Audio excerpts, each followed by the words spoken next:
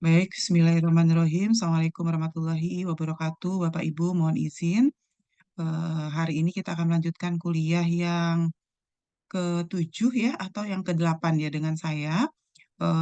Kalau dari total seluruh perkuliahan, tapi kalau kuliahnya dengan saya itu kuliah kedua. Hari ini kita akan masuk dengan materi perkuliahan itu mengenai nilai tambah ekonomi lingkungan dan biosirkular ekonomi. Jadi sirkular ekonomi biologis seperti eh, silabus perkuliahan yang sudah disampaikan oleh Pak Yazid. Materi kuliah hari ini juga sudah saya upload di ELE dan nanti rekaman perkuliahan itu juga akan saya tautkan di ELE sehingga nanti bisa disimak kembali. Saya mohon izin share screen terlebih dahulu. Jadi ini materi kita hari ini, materinya lumayan banyak ya. Semoga nanti kita bisa sampaikan eh, dengan baik. Ini materinya, jadi topiknya adalah nilai tambah ekonomi lingkungan dan biosirkular ekonomi. Tetapi sebelum nanti saya masuk ke biosirkular ekonomi, saya terlebih dahulu akan mulai kembali dengan apa itu pembangunan berkelanjutan, apa itu green economy, sampai nanti kita tahu di mana posisi biosirkular ekonomi dan di mana posisi nilai tambah ekonomi lingkungan itu ketika kita ingin melaksanakan sustainable development dan ketika kita ingin meraih atau kita ingin melaksanakan green economy. Ini outline perkuliahan kita. Jadi materi perkuliahan hari ini terbagi menjadi 5 bagian. Yang pertama, saya akan mulai dulu green economy menuju sustainable development. Jadi bagaimana kaitan antara green economy dan sustainable development. Dua hal yang sering banget kita ulang dan kita dengar-dengar, tetapi seringkali kita mispersepsi ketika ingin menggunakan. Jadi hari ini kita coba untuk clearkan kembali. Yang kedua adalah green economy dan nilai tambah ekonomi lingkungan. Yang ketiga adalah green economy dan circular economy. Lalu yang keempat, bagian yang keempat adalah biocircular economy, circular economy, dan nilai tambah ekonomi lingkungan, serta kita akan coba lihat sudah sejauh mana sih penerapan biocircular economy itu di Indonesia berdasarkan beberapa riset yang sudah dipublikasikan. Kita lihat yang pertama, alat yang pertama itu adalah green economy menuju sustainable development. Sebetulnya minggu lalu kita sudah bahas apa itu sustainable development. Jadi sustainable development itu adalah suatu konsep pembangunan di mana bisa memenuhi kebutuhan generasi sekarang tanpa harus mengurangi kemampuan generasi masa depan untuk bisa menikmati sumber daya mereka. Jadi kita bisa pakai sumber daya tanpa harus mengurangi alokasi sumber daya yang dipakai untuk generasi yang akan datang. Walaupun minggu lalu ketika saya jelaskan di awal perkuliahan dengan saya sampaikan bahwa sebetulnya sejak tahun 2019 kita sudah masuk ke Overshoot Resource Day, kira-kira seperti itu, bahwa sebetulnya sejak 2019 kita sudah menggunakan sumber daya generasi yang akan datang. Nah, karena itu dengan kondisi seperti itu kita harus betul-betul hati-hati dalam mengelola atau dalam menerapkan berbagai usaha untuk mencapai sustainable development. Nah, konsep green economy itu apa? Jadi green economy itu eh, sebetulnya adalah satu sistem ekonomi. Jadi green economy itu adalah sistem ekonomi hijau. Kira-kira seperti itu. Nah, di dalam green economy ini nanti akan menyokong tercapainya sustainable development. Jadi kita nggak bisa mencapai sustainable development kalau kita tidak laksanakan sistem perekonomian yang hijau. Kira-kira seperti itu. Jadi green economy itu adalah sebuah sistem ekonomi. Kalau ada negara yang menjalankan sistem ekonomi kapitalis, sosialis, nah green economy itu sebetulnya adalah sebuah sistem ekonomi. Ada dua prinsip yang dipegang oleh green economy. Yang pertama, dia menjaga keadilan dalam generasi. Jadi kalau di antar generasi kita, jadi di saat ini kita hidup intragenerasi, itu kita tidak boleh Makanya banyak moto itu no one left behind, tidak boleh ada satupun yang tertinggal di belakang. Itu dalam generasi yang sama. Green economy itu juga memperhatikan keadilan antar generasi. Jadi generasi yang tua itu tetap harus memperhatikan generasi sekarang dan juga generasi yang akan datang. Karena itu konsep green economy menganut dua hal. Yang pertama intra, jadi di dalam generasi dan antar generasi. Ya. Kemudian tadi saya sudah sampaikan green economy itu dilaksanakan untuk mencapai sustainable development. Makanya yang paling atas adalah sustainable development. Jadi kita nggak bisa bohong kalau kita bilang kita akan mencapai sustainable development, tapi kita tidak menerapkan sistem ekonomi yang green. Saya kira seperti itu. Nah, untuk bisa mencapai sistem ekonomi green, ya kita harus menggunakan konsep pertumbuhan yang hijau. Jadi nggak bisa melaksanakan sistem ekonomi hijau kalau sistem pertumbuhan ekonomi yang kita bangun bukan sistem ekonomi hijau. Karena itu di dalam penerapan green economy mungkin sekarang sudah banyak yang sering dengar ada green accounting, ada green innovation, ada green deal, ada green job. Jadi semua kegiatan yang dilaksanakan untuk mendukung green growth, kemudian nanti berdampak pada green economy, itu nanti kita sebut dengan tadi macam-macam green tax, green accounting, green innovation, green job, green deal ya, green society, green politics, semua konsepnya itu harus tidak merusak lingkungan. Nah, United Nations Environment Program UNEP mengeluarkan sebuah dokumen yang berjudul Towards a Green Economy. Bagaimana sih kita itu bisa menuju ke green economy? Nah, mereka mendefinisikan bahwa di dalam bukunya UNEP itu mendefinisikan bahwa green economy itu adalah sebuah sistem ekonomi. Jadi sistem ekonomi yang dapat meningkatkan kualitas manusia dan keadilan sosial sekaligus juga mereduksi risiko lingkungan dan kelangkaan ekologis. Sehingga lahirnya green economy itu sebetulnya merupakan respon atas evaluasi terhadap kebijakan pembangunan berkelanjutan yang terus-menerus digaungkan, tetapi seringkali ketika dilaksanakan menjadi mispersepsi. Jadi di dalam konsep UNEP itu disampaikan, if you want to reach uh, sustainable development, maka kamu harus lewat green economy, harus lewat sistem ekonomi hijau. Nah, ada tiga pilar dalam green economy. Yang pertama adalah rendah karbon, yang kedua adalah society, jadi dia harmoni atau menjaga keseimbangan sosial, dan yang ketiga itu adalah sound material cycle. Jadi ada siklus hidup material atau produk itu yang lebih panjang. Nah, dalam beberapa konteks, ada yang juga suka menanyakan kenapa sih green economy penting? Pertama, tadi sebetulnya karena green economy itu adalah salah satu-satunya sistem ekonomi yang bisa mencapai sustainable development. Itu yang pertama. Kedua, terpenting dari itu semua, green economy itu sebetulnya adalah jawaban bagi kita untuk mengatasi persoalan polusi dan perubahan iklim. Green economy itu adalah jawaban bagi kita untuk mengatasi kehilangan keanekaragaman hayati. Green economy itu adalah jawaban buat kita ketika terjadi pengurangan sumber daya fosil, sumber daya bahan bakar. Dan green economy itu adalah juga jawaban terhadap berbagai krisis ekonomi yang terjadi di berbagai negara. Jadi,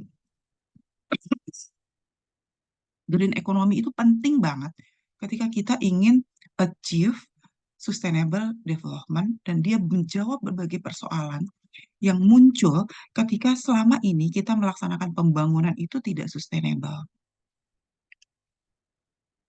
UNEP tadi sudah disampaikan membagi tiga kriteria. Yang pertama adalah low carbon, jadi pembangunan yang rendah karbon, pembangunan yang efisien sumber daya.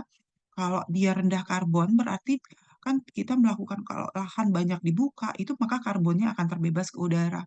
Nah, karena itu kita harus mengurangi pembukaan lahan ya, itu rendah karbon.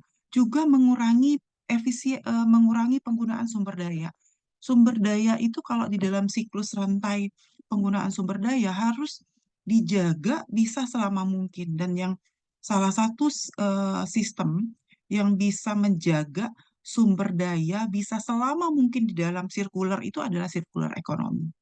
Yang ketiga adalah sosial inklusif, bahwa pembangunan itu tidak boleh meninggalkan kelompok sosial manapun.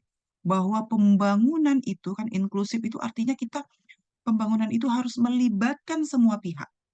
Makanya sekarang semua motonya no one left behind.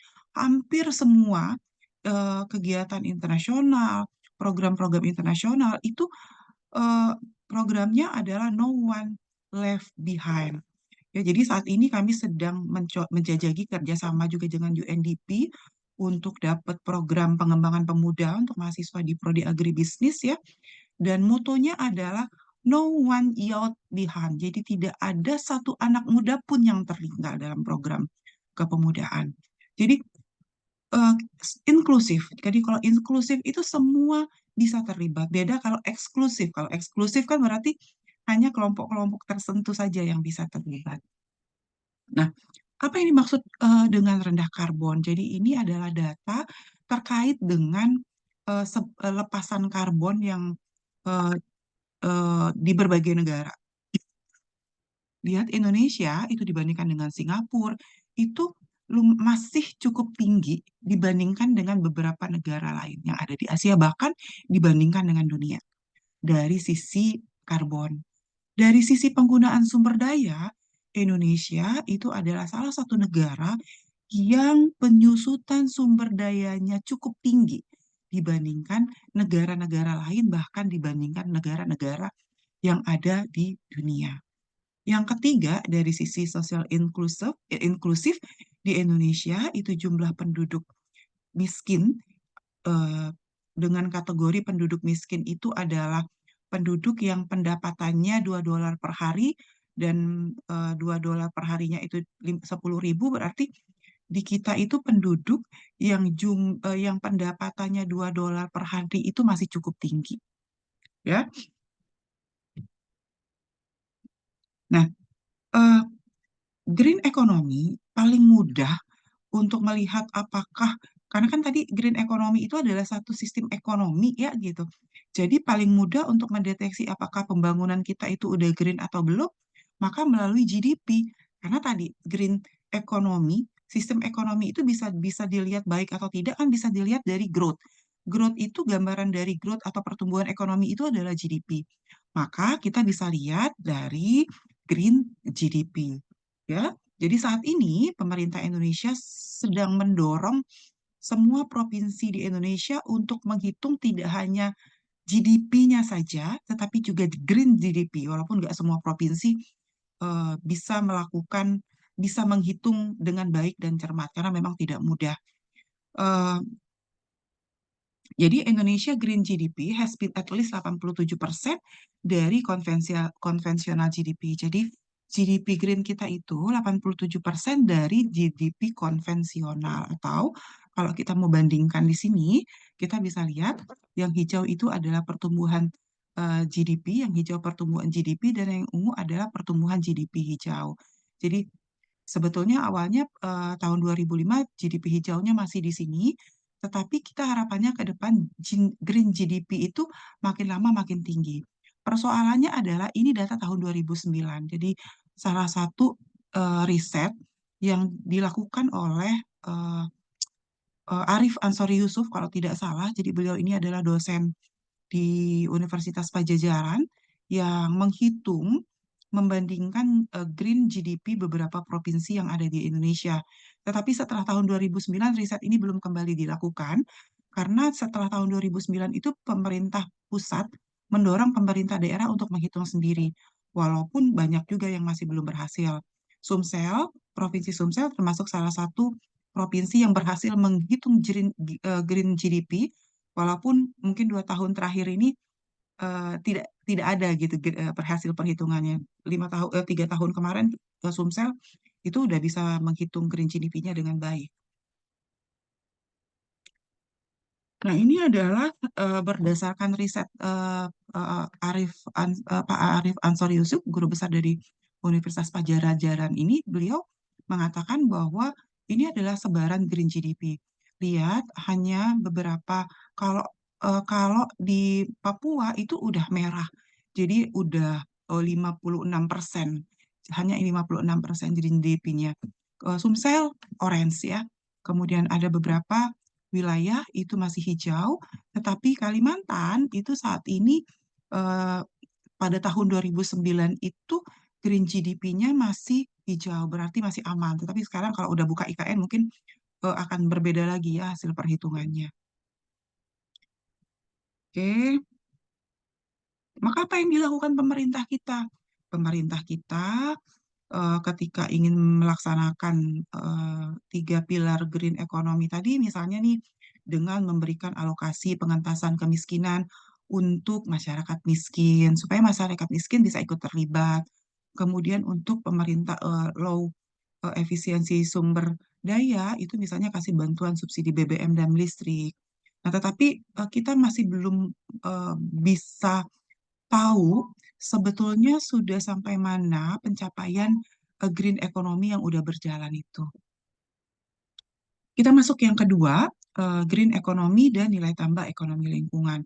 Jadi, kalau kita bicara nilai tambah ekonomi lingkungan, ya, jadi nilai tambah ekonomi lingkungan itu apa sih sebetulnya? Karakteristik barang dan jasa yang menyebabkan atau membuat sesuatu dapat dipertukarkan dengan satu yang lain.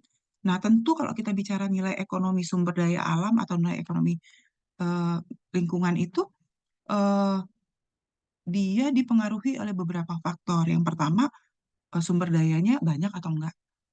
Ya, ini baru nilai ekonomi sumber daya ya, bukan belum nilai tambah ekonominya. Jadi sumber daya alam itu sebetulnya punya nilai ekonomi. Nah, nilai ekonomi sumber daya itu tergantung dia banyak atau tidak. Kalau banyak biasanya harga ekonominya jadi murah. Tergantung persepsi masyarakatnya. Ya, kemudian tergantung hak kepemilikannya. Kalau hak kepemilikannya pribadi, maka harga ekonominya jadi mahal. Tergantung pengetahuan masyarakat atas manfaat sumber daya.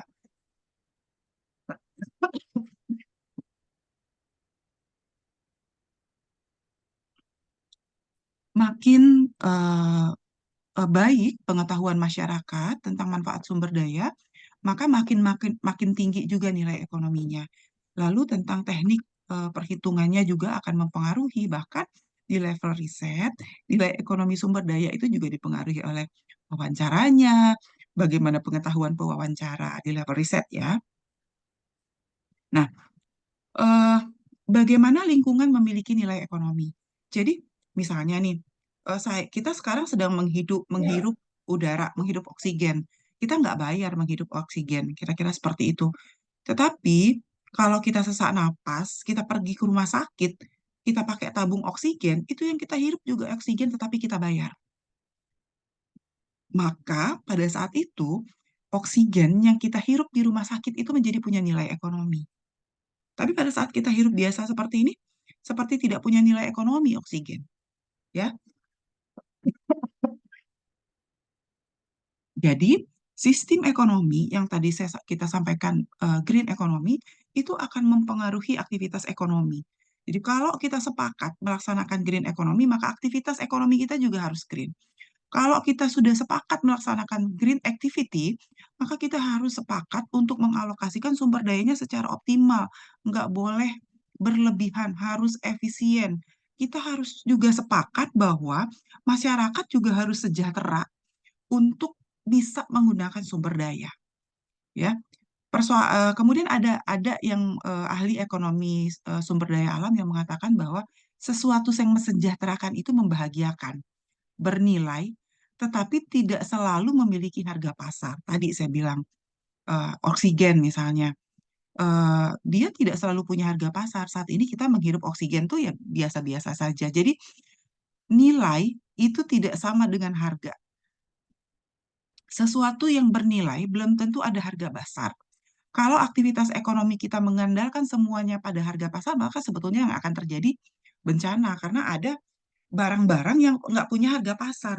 Contohnya tadi eh, oksigen, kayu-kayu di hutan.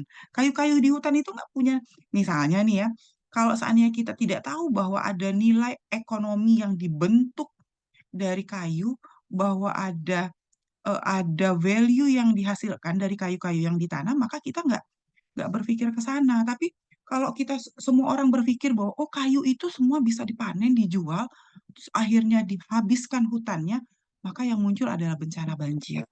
Tapi kalau seandainya yang kita lihat adalah nilai dari kayunya, oh kalau kayunya nggak ditebang, itu lingkungan kita nggak rusak. Lingkungan kita nggak rusak, kita nggak kena banjir. Kita bisa tetap panen biodiversitas di sana, kita bisa panen madu dan sebagainya ya hasil-hasil hutan bukan kayu, maka kita akan bicara tentang nilai. Tapi kalau misalnya kayu di hutan itu kita lihat, oh ini pajak bisa dijual semua, kemudian kita potong karena dia kita anggap punya harga, maka yang terjadi adalah bencana.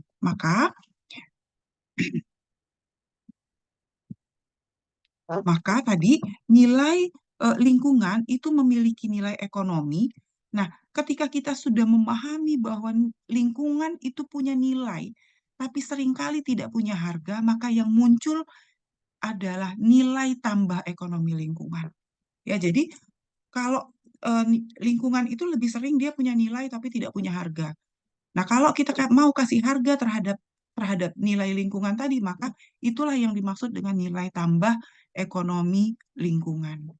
Bagaimana menghitungnya? Menghitungnya kalau selama ini mahasiswa agribisnis memahami benefit cost analysis, maka di depannya diberi kata-kata extended benefit cost analysis. Jadi nilai tambah ekonomi lingkungan dihitung dengan BC yang diperluas. BC extended itu BC analisis BC yang diperluas. Ya.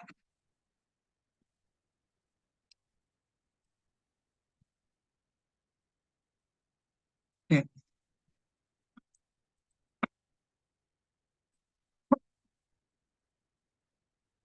Apa pentingnya ekonomi lingkungan? Ekonomi lingkungan akan membantu kita memahami masalah-masalah penting dan kontroversi. Misalnya, kebijakan perubahan iklim. Kebijakan perubahan iklim itu kebijakan-kebijakan yang nggak berkaitan dengan harga. Kalau kita merusak lingkungan, itu akan berdampak pada perubahan iklim. Itu semua adalah kebijakan-kebijakan yang berkaitan dengan nilai tapi tidak punya harga. Kira-kira gitu. Tenaga nuklir mau dipakai atau tidak, kebijakan daur ulang, pengenaan biaya kemacetan lalu lintas, nilai pengelolaan limbah, nilai ekonomi dari processing proses lanjutan dan lain-lain. Dan ketika kita bicara nilai ekonomi lingkungan, itu kita bicara sudah pada tujuan mencapai green economy. Nah, bagaimana green economy di Indonesia? Tentu kita harus paham bahwa eh, maksud saya gini, secara konsep, kalau seandainya kita paham green economy, kita harus bisa menilai di Indonesia itu green ekonominya tuh kayak apa sih? Kita tahu bahwa ekonomi Indonesia itu ekonominya fragil, nggak rapuh ya. Pendapatan kita sebetulnya cukup tinggi, ya. Jadi pendapatan per kapita kita cukup tinggi sebetulnya, tetapi kesejahteraannya rendah.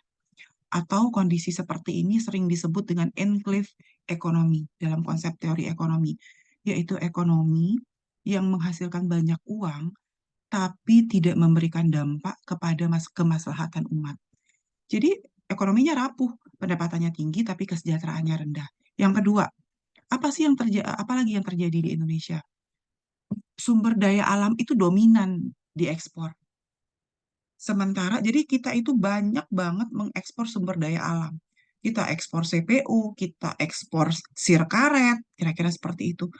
Padahal mengekspor sirkaret itu vulnerable, ya, rentan, dan tidak sustainable. Ya, jadi kita kalau seandainya, saya bukan mendukung pemerintah dalam beberapa hal kebijakan yang diambil pemerintah saat ini itu udah betul. Artinya mendorong pengembangan industri hilir dan hulu dalam perekonomian itu sangat baik. Kenapa?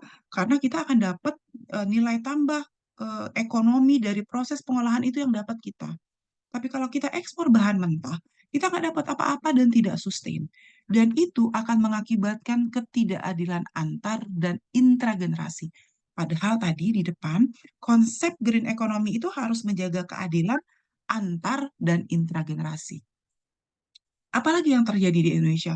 Kemiskinan, kerentanan, Gini rasionya tinggi, artinya ketimpangan pendapatannya tinggi, ya tren ketimpangan jangka panjangnya juga makin meningkat. Artinya apa? Akan terjadi ketidakadilan antar generasi.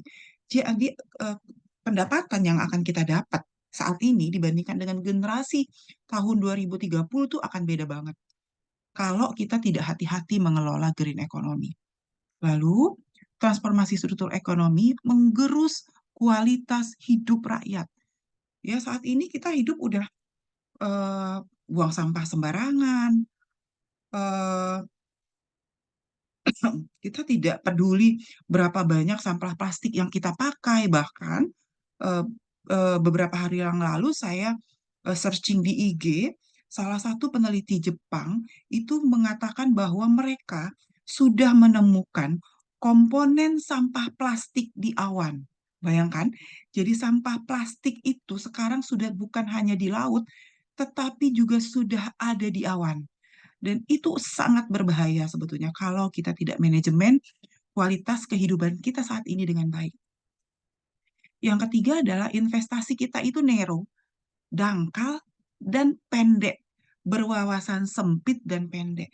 Kita tuh nggak, ketika kita melakukan investasi, kita nggak pernah ngeliat apakah investasi kita ini bisa berdampak terhadap generasi yang akan datang dan juga generasi di yang sesama kita ini. Ya, Eh, ada pembangunan yang kemudian intragenerasi, yang generasi sekarang ada pembangunan tapi kemudian mengorbankan kelompok bagian dari generasi yang lain.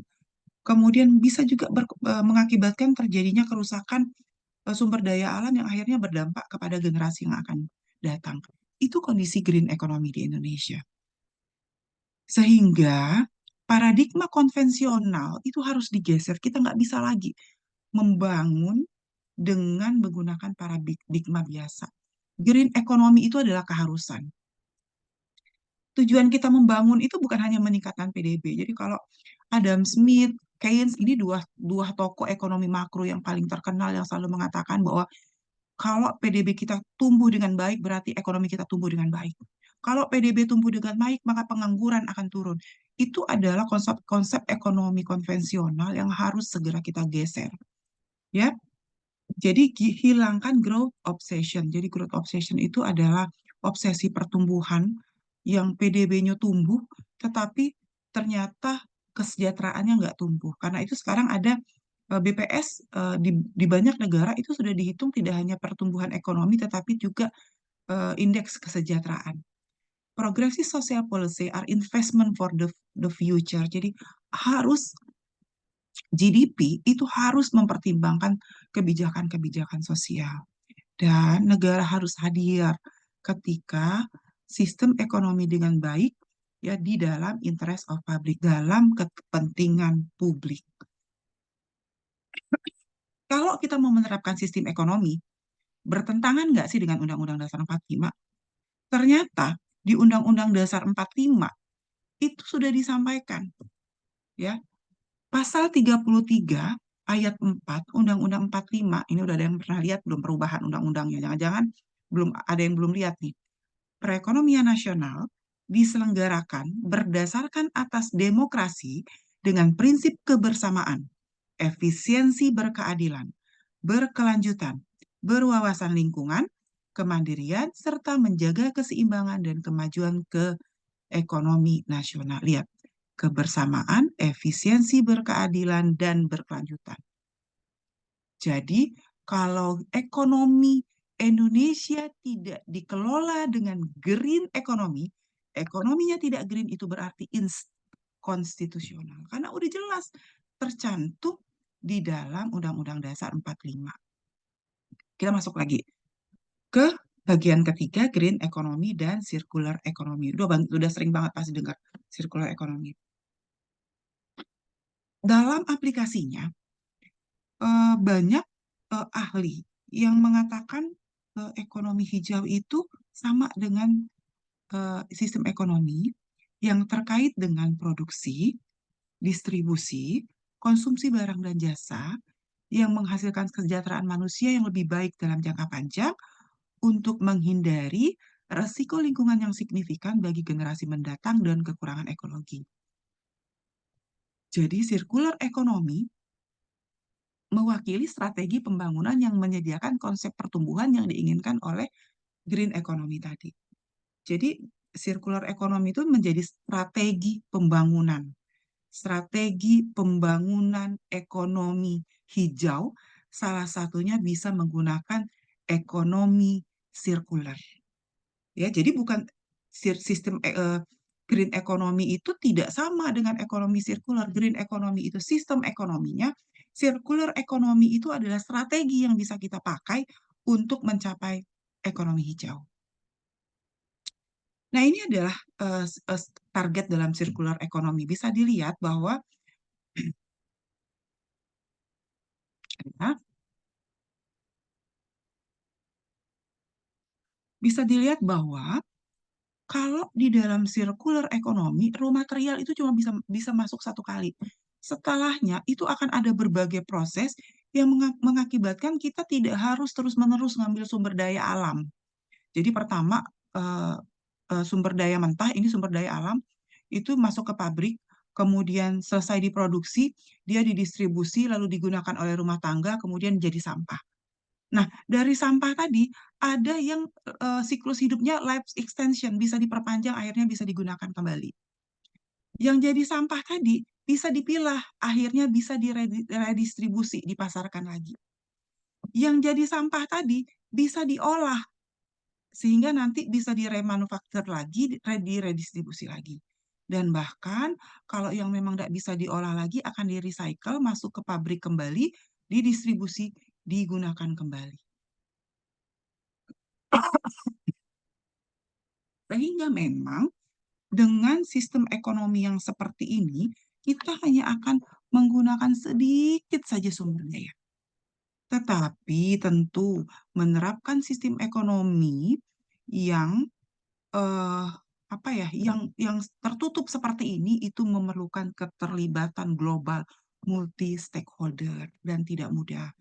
Salah satu negara yang berhasil menerapkan sistem ekonomi seperti ini adalah Finlandia. Jadi di Finlandia itu nanti kalau cari-cari di searching di apa namanya di YouTube itu ada banyak sekali informasi terkait bagaimana pemerintah di sana berhasil mengelola negaranya dengan menerapkan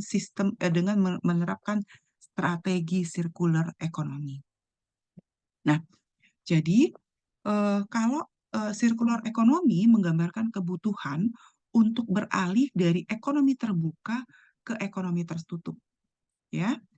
Eh, Kalau sebelumnya, kalau kita bicara green sustainable development itu kan seperti ini ya. Ingat nggak kalau sustainable ekonomi, sosial, lingkungan itu sustainable development. Tapi circular economy itu bahkan ini open economy masih. Tetapi circular economy itu bahkan menawarkan informasi yang lebih hebat lagi. Apa itu? Circular economy itu tertutup. Jadi ekonomi itu ada di tengah. Ekonomi itu baru bisa tercapai kalau lingkungannya terjaga, kalau society-nya juga aman. Makanya dia disebut dengan close ekonomi, di mana sumber daya dipergunakan atau beredar. Dengan sistem ekonomi tertutup, sumber daya itu jadi nggak keluar. Ya, jadi yang tidak mendapatkan lebih banyak sumber daya dari sistem luar. In the current economic thinking, the economic system is generally considered to be dependent. Jadi dia bebas dari society dan environment yang ini tadi sistem ekonomi umum yang ini. Nah, tetapi kalau circular economy mereka mengajukannya seperti ini. Sistem ekonomi tertutup. Life cycle by circular economy. Circular economy itu cirinya satu, produk akan dicerikan dengan masa pakai yang lebih lama. Jadi pada akhirnya sumber daya awal yang membentuknya harus digunakan kembali di dalam siklus manufaktur untuk menciptakan nilai baru sehingga akan terjadi penurunan produksi limbah secara drastis. Minggu lalu kan saya sudah jelaskan ya, kan kita ada konvensional, ada sistem ekonomi yang sudah mengolah dengan tiga, tiga R, kemudian ada circular economy. Jadi kalau di circular economy itu diusahakan sama sekali nggak ada sampah. Ya, titik awalnya adalah desain baru, jadi titik awalnya tetap masuk sumber daya baru, tapi setelahnya, setelah proses manufacture itu dia umur produknya, umur pengolahan produknya tuh menjadi lebih panjang. Bentar ya, kalau nggak salah saya punya gambarnya. Tetapi untuk bisa menjaga produk berada di dalam circular ini lebih lama, tentu diperlukan apa? Inovasi. Diperlukan perilaku dan peraturan yang sifatnya jangka menengah dan jangka panjang. Jadi nggak bisa punya inovasi, masyarakatnya nggak mau berubah. Peraturan nggak mendukung, nggak bisa. Jadi makanya tadi multi global stakeholder. Bio-circular economy dan environmental economic value added. Ini adalah model bisnis untuk circular economy. Jadi dia ada circular production, ada recycling and recovery, ada extending of life cycle, perpanjangan hidup produk, ada sharing platform. Sharing platform ini adalah apa namanya, sharing sumber daya atau penawaran jasa, produk dalam bentuk jasa. Kita lihat yang pertama, model bisnis yang pertama adalah circular production chains.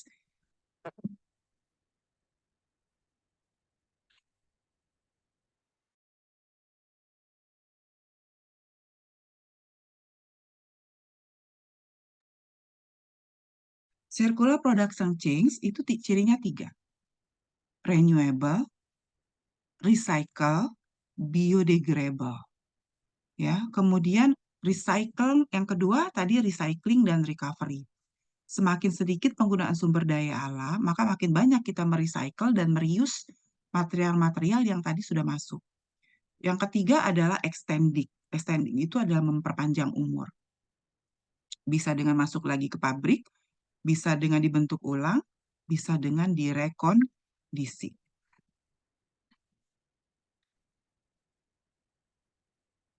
Lalu ada juga, nah ini tadi ya, nah ini sharing platform. Sharing platform itu kalau sekarang misalnya, eh, salah satu contoh circular economy itu juga adalah, walaupun ini di luar pertanian, ini di luar agribisnis, contohnya adalah eh, Gojek bisa jadi perusahaan besar yang mengelola Gokar saja atau GoRide saja, itu tanpa perlu harus punya banyak motor dan mobil. Itu adalah sharing platform. Kira-kira seperti itu. BNB, Hotel BNB, itu bisa jadi jaringan hotel internasional tanpa harus membangun hotel. Itu adalah konsepnya sharing platform. Jadi bayangkan berapa banyak sumber daya. Kalau saya misalnya mau bangun hotel di seluruh dunia, kemudian saya harus investasi, saya nggak akan mampu. Tapi dengan sharing sumber daya, saya bisa, BNB bisa jadi perusahaan hotel terbesar. Sama seperti Gojek, GoRide, atau Grab, atau Maxim, dan sebagainya. Itu adalah bagian sebetulnya dari circular economy. Bagaimana dari kita mencoba menghemat sumber daya, kita bisa melaksanakan bisnis tanpa harus mengeluarkan sumber daya baru. Ya, product as a service. Sekarang, misalnya nih, yang lebih menarik lagi, kita bisa punya produk, tetapi kita nggak harus beli, bisa sewa.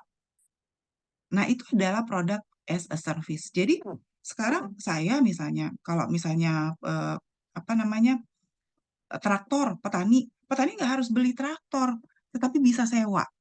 Nah, itu adalah bagian dari produk as a service. Atau, kalau dulu mau punya bayi, ini yang contoh yang paling sederhana, tapi nggak ada kaitannya sama agribisnis ya. Saya masih kesulitan menemukan yang kaitan agribisnis sebetulnya.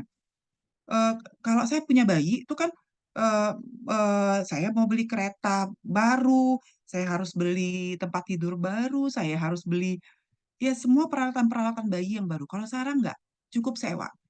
Sewa 6 bulan, setelahnya nanti bisa ditukar dengan yang lebih besar. Product as a service.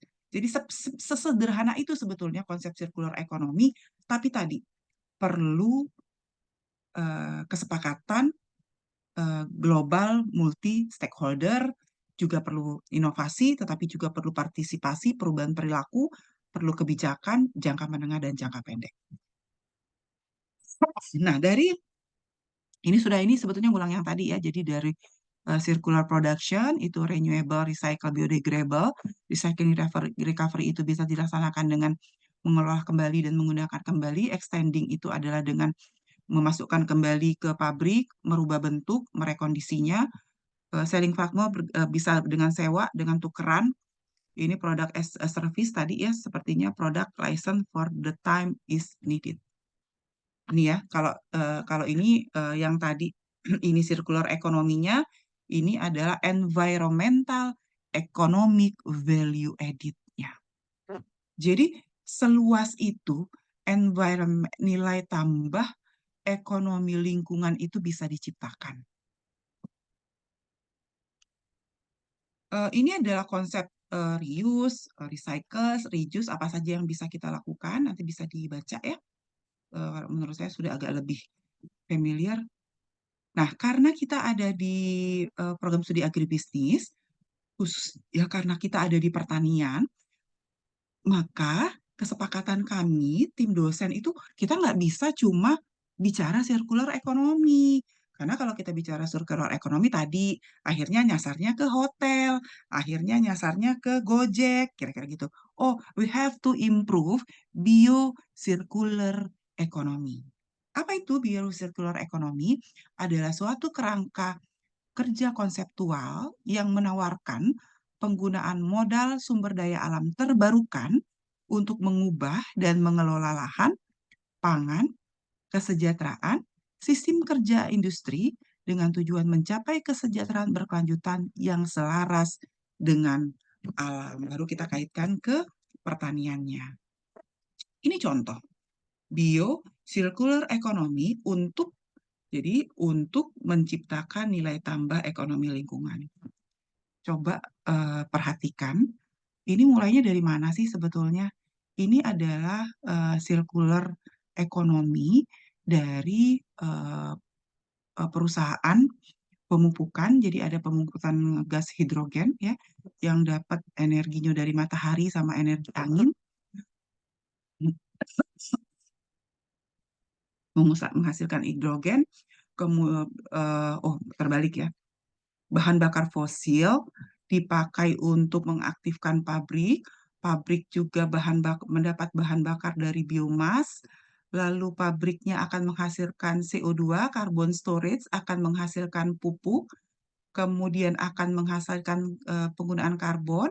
Di sini ada circular carbon economy, ya, pengolahannya. Lalu nanti hasil bahan bakar dari carbon utilization bisa jadi bahan baku pesawat. Lalu ada yang masuk ke CO2 untuk fotosintesa masuk ke alam. Jadi ini sebetulnya adalah bagian dari nilai tambah ekonomi lingkungan. Jadi siklusnya tertutup. Ya, walaupun nggak ada ini ada juga yang terlepas ke atmosfer ya sebetulnya. Nah, ini juga sama kalau seandainya kita mencoba landfill ini sampah ya setiap panah menunjukkan nilai tambah ekonomi lingkungan. Kalau seandainya consumer itu kemudian mengekstrak, jadi mengkoleksi barang, kemudian dia mengekstrak, ada yang jadi bahan kimia, kemudian ada yang menjadi bahan baku untuk biogas, dilepaskan ke udara, jadi masuk ke perikanan, kemudian dari perikanan hasil dari perikanannya bisa masuk ke pabrik lagi terus, sampai kemudian nanti dipakai lagi oleh konsumen, masuk lagi diolah kembali. Nah, ini juga sama dalam konteks siklus eh, bio-circular ekonomi yang lebih luas ya, jadi dan lebih banyak. Jadi setiap panah itu bisa menunjukkan terjadinya eh, penambahan nilai tambah ekonomi ketika kita mengubah mengubah berbagai produk itu.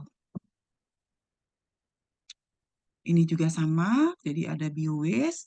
Bio-waste-nya bisa digunakan untuk material organik untuk proses produksi, ada yang jadi biogas jadi biofuel, kemudian bio-waste sama biomasnya dilepaskan jadi apa? Jadi pupuk organik, kemudian dipakai untuk menyuburkan lahan, menghasilkan produksi makanan, makannya dikonsumsi, kemudian hasil makanan konsumsinya tuh dipilah, lalu ada yang dijadikan sampah lagi, terus diolah kembali. Sehingga memang hampir di semua tahap itu ada nilai tambah ekonomi lingkungan. Jadi nilai tambah ekonomi lingkungan itu analog dengan nilai tambah ekonomi atau Stewart tahun 1991, seorang ahli ekonomi sumber daya alam, itu menyebutnya dengan nilai ekonomi dari efisiensi lingkungan karena kita melakukan penghematan terhadap penggunaan sumber daya. Nilai tambah ekonomi lingkungan sesuai dengan nilai ekonomi yang diciptakan oleh tingkat ekonomi yang berada di atas tingkat standar. Nilai tambah berkelanjutan adalah nilai ekstra yang tercipta ketika keseluruhan dan dampak lingkungan dan sosial dijaga agar tetap konstan. Nah, persoalannya adalah how to calculate, bagaimana menghitung. Tadi di depan sudah disampaikan, menghitungnya pakai extended benefit cost analysis, bertujuan untuk mengidentifikasi dan menilai dampak proyek dalam kaitannya dengan efek terhadap kesejahteraan sosial dibandingkan dengan efek positif dan negatif dari biaya.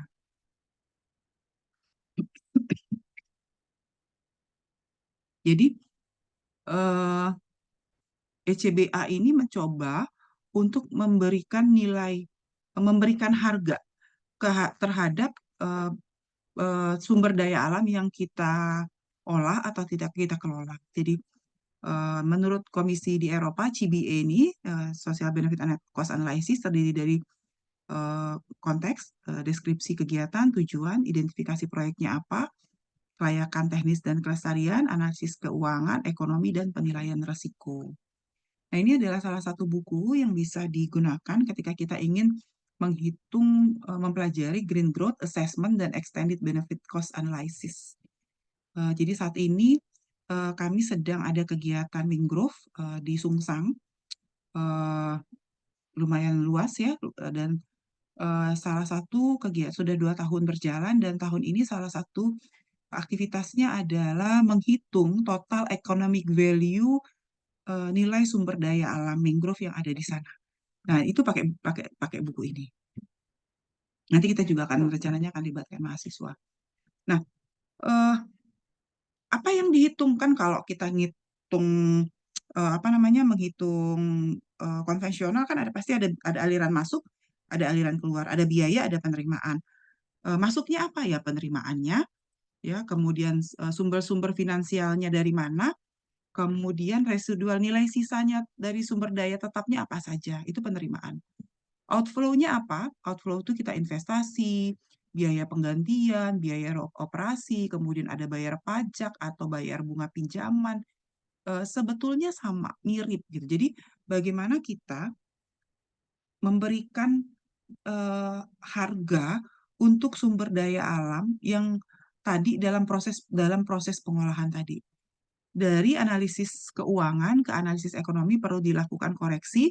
Nanti ada koreksi fiskal, ada konversi dari pasar ke harga bayangan. Jadi karena kita kalau sumber daya alam itu ketika kita menghitung value eh, editnya, kita akan menggunakan harga bayangan atau shadow price. Karena dia nggak punya nilai. Sumber daya pengolahan itu kan sebetulnya nggak punya nilai, maka kita pakai shadow price, harga bayangan. Dan kita tidak pakai, biasanya kan kita pakai tingkat bunga R, tetapi kalau di sini kita pakai social discount rate-nya. Jadi tidak hanya pakai tingkat R bunga yang berlaku di pasar, tapi pakai social discount rate. Kelayakannya apa? Kalau di konvensional kita pakai NPV IRR, kalau di sini kita pakainya Economic Net Present Value, Economic Rate of Return. Kalau yang di konvensional tuh Internal Rate of Return. Kalau di Extended Benefit Cost Analysis kita pakai Economic Rate of Return dan juga Benefit Cost Ratio.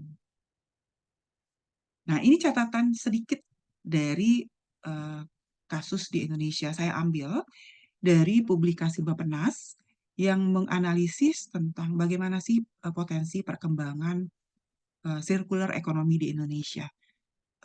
Bidang-bidang mana sih yang sudah muncul sirkularnya? Ternyata circular economy itu memang dari lima sektor yang diamati itu baru sepertiga GDP yang menerapkan sirkular dan itu paling banyak di makanan dan minuman. Jadi makanan dan minuman itu ternyata memang paling banyak menghasilkan sampah, tetapi usaha dari perusahaan-perusahaan makanan, industri makanan dan minuman itu juga sudah paling besar dalam mencoba untuk menerapkan circular economy dalam proses produksinya. Jadi ada economic benefits, ada environmental benefit, dan ada juga social benefits. Nah, ini adalah eh, food and beverage tadi. Apa sih tadi kan saya sampaikan bahwa ternyata yang paling banyak sudah melakukan dan punya dampak apa namanya dampak dalam pengolahan itu food and beverage. Ini adalah apa hal-hal yang sudah dilakukan oleh setiap sektor, misalnya food and beverage itu mereka sudah mengatasi kehilangan panen, mengatasi kehilangan di dalam rantai pasok, mengatasi kehilangan ketika konsumsi, mengatasi kehilangan ketika proses recycle ya. Di tekstil juga sudah ada mengatasi sampah ketika produksi, mereuse produk, merecycle material,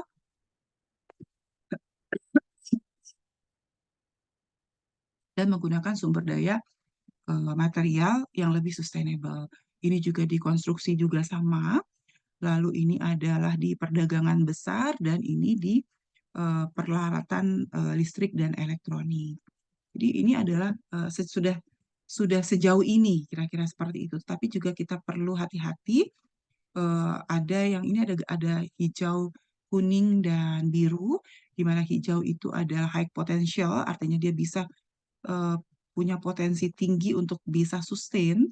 Moderat itu antara bisa dan tidak bisa, dan hijau itu mungkin masih perlu kita kelola lagi atau masih perlu ditemukan teknologi baru untuk bisa mengembangkannya.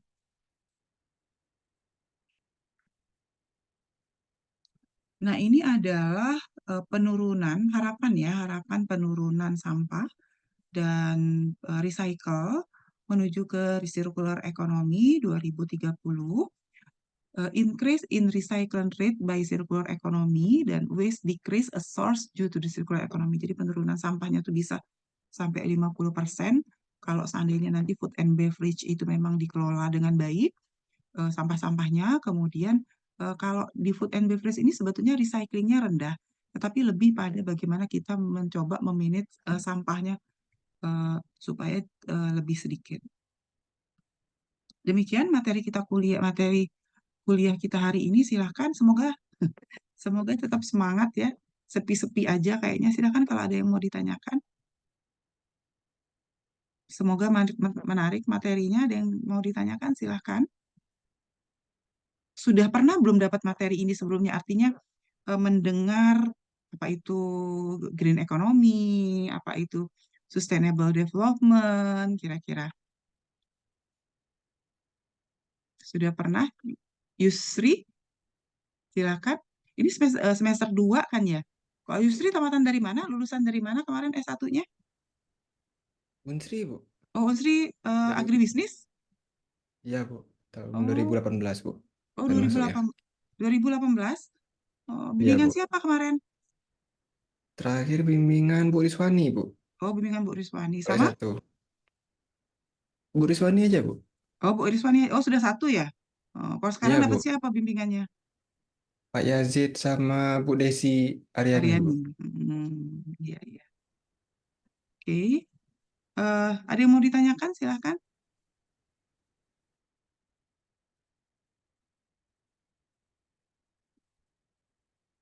Silakan kalau ada yang ingin ditanyakan. Nggak ada? Bingung ya? Bingung atau gimana? Saya bingung juga kalau ngajar nggak ada yang tanya terus ini. Silakan apa saja yang bisa ditanyakan. Cindy, silakan Cindy. Cindy alumni Sosek juga, masih mati? Iya, Bu. Iya, Ya. Bu. Hmm, Alumni Sosek. hmm, Angkatan 2017, Bu. 2017. Oke. Ada yang mau ditanyakan, Cindy? Belum ada, Bu. Gita Harlina. Gita dari mana? Dari Sosek juga, Bu. Nah, alumni S1-nya. Sosek termasuk Nabila juga. Nabila juga Sosek. Kalau Reza saya ini familiar. Nabila juga Sosek juga ya? Iya, Bu, sosek juga. Hmm, iya, iya, iya. Bu Lufiana nih biasanya yang rajin tanya. Silakan, Belum, ada yang Bu. mau tanya? Belum. Ya, silakan. Ada yang mau ditanyakan? Bu, mau nanya Bu satu Bu. Ya, silakan, silakan, Yusri. Ini kan Bu, sekarang ini kan lagi musimnya tuh carbon trade Bu. Betul. Hmm, Nah sekarang ini kan Bu, kan dari pihak-pihak luar, terutama luar negeri itu sering hmm, menghasilkan karbon yang dan jumlah besar Bu. hmm, Sedangkan kan di Indonesia ini sebagai salah satu paru-paru dunia Bu, karena hutannya Bu. hmm, hmm. Nah, sal- bisa nggak Bu, kalau seandainya sekarang nih itu Bu, pembuatan objek wisata hutan Bu, seperti HTI Bu, untuk sebagai penyedia karbon Bu, Oke, jadi gini, penyerap karbon ya Bu. konsep eh, konsep agroforestry itu salah satunya adalah memang agrowisata. Tetapi fokusnya, jadi untuk hutan-hutan yang bagus nggak boleh dibuka. Sebetulnya konsepnya seperti itu. Itulah yang akan dipakai untuk carbon trading. Nah, tetapi yang bisa dibuka, misalnya tadi jadi daerah wisata, itu adalah hutan-hutan yang sudah rusak, kemudian kita tanami kembali. Nah, itu boleh kita kembangkan. Jadi, ditanami hutannya yang sudah gundul, ditanami, ke- kemudian dijadikan daerah wisata. Tapi kalau hutannya masih bagus, ya kalau bisa jangan jangan gimana ya, jangan dirusak karena tadi terlalu banyak resiko yang harus kita korbankan ke depan kalau kita buka lagi hutan-hutan yang masih nggak masih hutan-hutan primer itu, kira-kira gitu. Nah, memang konsep carbon trading itu adalah kita Indonesia diminta untuk memelihara hutan. Nanti orang luar yang banyak menghasilkan CO2, menghasilkan karbon itu akan bayar ke kita. Itulah yang namanya carbon trading. Sudah dibayar, sudah pernah satu kali pembayaran. Jadi tahun lalu itu Indonesia sudah menerima satu kali pembayaran untuk carbon trading. Dan pemerintah Kalimantan Barat, atau kalau nggak salah, sudah menerima pembayaran untuk carbon tradingnya. Jadi sudah ada provinsi yang menerima pembayaran atas pemeliharaan hutan dari luar negeri itu udah ada sebetulnya. Tapi konteks carbon trading dengan agrowisata tadi beda lagi. Kalau misalnya nanti agrowisata dibuka jadi agrowisata takutnya rusak. Ya tinggal tadi ya sebetulnya kan eh, kalau toh memang akan dibuka ya harus dengan prinsip-prinsip sustainable yang tidak merusak lingkungan gitu loh. Nggak bisa kita sembarangan buka tapi kemudian apa ya? Tapi kemudian eh, membuka hutannya itu sembarangan sehingga akhirnya jadi rusak. Ya, jadi prinsip sustainable-nya tetap harus kita pegang gitu. Ya, jadi di pertanian itu sebetulnya kita bisa memulai dengan misalnya nih ya minggu depan ya nanti minggu depan kita coba bahas sudah lebih masuk ke pertanian. Kalau ini kan masih umum banget, masih umum ke pertanian. Jadi bagaimana sirkular ekonomi itu di pertanian mulai dari kalau bisa ketika kita melakukan proses produksi juga pakai pupuk organik, kemudian tidak zero waste, ya gitu. Jadi tidak ada yang terbuang di dalam proses produksinya gitu. Itulah nilai tambah yang didapat. Jadi kalau dari sekam padinya bisa dijadiin apa namanya bahan untuk bikin apa namanya media pertumbuhan jamur, kemudian tongkol jagungnya bisa jadi pakan dan sebagainya dan sebagainya. Sehingga jadi memang nilai tambah ekonomi lingkungannya itu jadi hidup. Minggu depan kita coba bahas ke arah sana ya. Jadi bagaimana eh, apa sih peluang-peluang nilai tambah ekonomi lingkungan itu kalau kita apply di proses budidaya pertanian. Kira-kira seperti itu.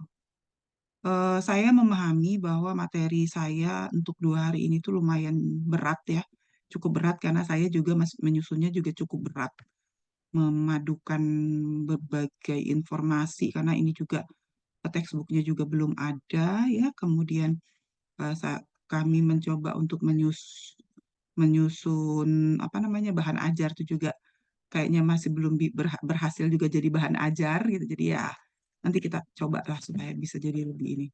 Tapi sejauh ini bisa dipahami nggak inti dari apa yang saya sampaikan?